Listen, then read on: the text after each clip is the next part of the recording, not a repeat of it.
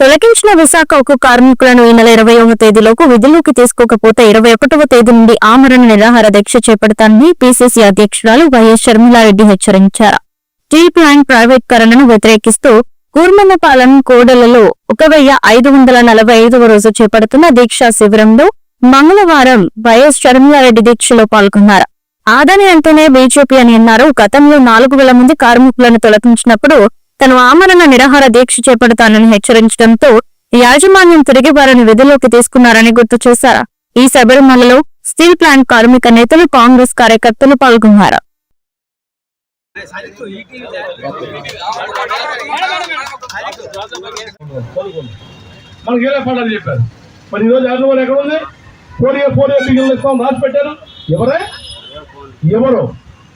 నష్టాలను చూపించాలి.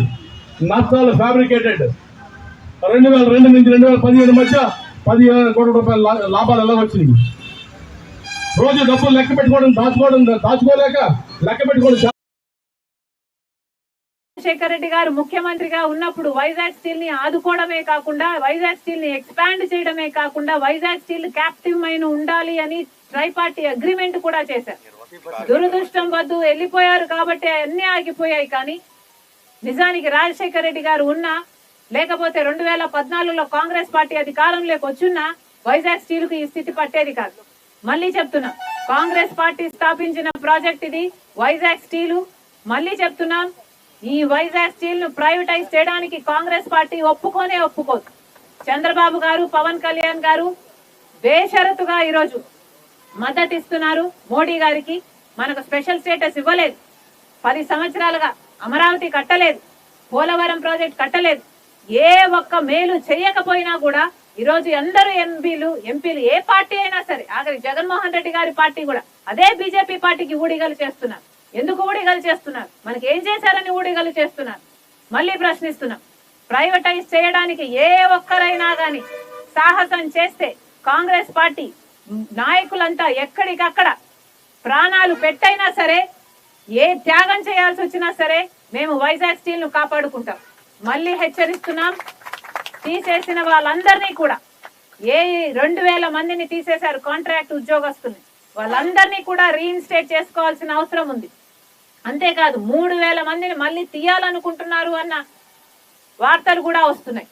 తీయటానికి వీల్లేదు అని కాంగ్రెస్ పార్టీ హెచ్చరిస్తుంది. ఈ 20వ తేదీన ఈ కార్మికులందరూ కలిపి ఒక సమ్మె చేస్తున్నారు.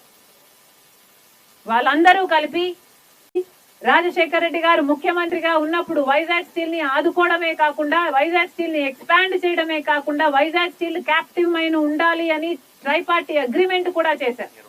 దురదృష్టం వద్దు వెళ్ళిపోయారు కాబట్టి అన్ని ఆగిపోయాయి. కానీ నిజానికి రాజశేఖర రెడ్డి గారు ఉన్నా, లేకపోతే 2014లో కాంగ్రెస్ పార్టీ అధికారంలోకి వచ్చున్నా వైజాగ్ స్టీల్ కు ఈ స్థితి పట్టేది కాదు. మళ్ళీ చెప్తున్నాం, కాంగ్రెస్ పార్టీ స్థాపించిన ప్రాజెక్ట్ ఇది వైజాగ్ స్టీల్. మళ్ళీ చెప్తున్నాం, ఈ వైజాగ్ స్టీల్ ను ప్రైవేటైజ్ చేయడానికి కాంగ్రెస్ పార్టీ ఒప్పుకోదు. చంద్రబాబు గారు, పవన్ కళ్యాణ్ గారు బేషరతుగా ఈరోజు మద్దతు ఇస్తున్నారు. మోడీ గారికి మనకు స్పెషల్ స్టేటస్ ఇవ్వలేదు. 10 సంవత్సరాలుగా అమరావతి కట్టలేదు, పోలవరం ప్రాజెక్ట్ కట్టలేదు. ఏ ఒక్క మేలు చేయకపోయినా కూడా ఈరోజు అందరూ ఎంపీలు ఏ పార్టీ అయినా సరే, ఆఖరి జగన్మోహన్ రెడ్డి గారి పార్టీ కూడా అదే బీజేపీ పార్టీకి ఊడిగలు చేస్తున్నారు. ఎందుకు ఊడిగలు చేస్తున్నారు? మనకి ఏం చేశారని ఊడిగలు చేస్తున్నారు? మళ్ళీ ప్రశ్నిస్తున్నాం.